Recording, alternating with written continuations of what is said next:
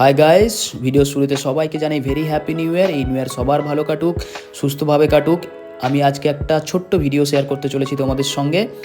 তো মানুষের জীবনে অনেক স্বপ্ন আছে, আমারও আছে। তার মধ্যে একটা স্বপ্ন ছিল নিজের টাকায় একটা আইফোন কেনার, অনেক দিনের স্বপ্ন, যেটা আজকে পূরণ হতে চলেছে।